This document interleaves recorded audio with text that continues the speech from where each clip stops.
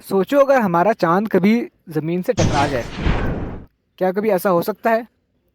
Surprising बात यह है कि हमारा चांद ज़मीन की तरफ गिर रहा है, लेकिन वो कभी ज़मीन से टकराता क्यों नहीं?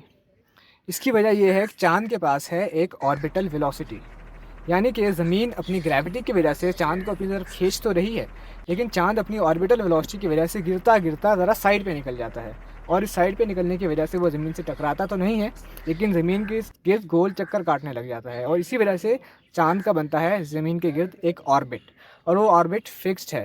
चांद हमेशा उसी ऑर्बिट में ज़मीन के गिर्द घूमता है, क्योंकि चांद के पास जो ऑर्बिटल वेलोसिटी है वो उसको दूर जाने के लिए कहती है, लेकिन ज़मीन की ग्रेविटी उसे अपनी तरफ खींचती है। इस वजह से चांद का ऑर्बिट बहुत स्टेबल है, और यही वजह है कि चांद कभी ज़मीन की तरफ गिरता नहीं है। लेकिन ये बात कौन डिसाइड करेगा कि चांद की ऑर्बिटल वेलोसिटी कितनी होनी चाहिए? ये जानने के लिए इंतज़ार कीजिए अगली वीडियो का, और फॉलो कर लीजिए ग्राम लैब को।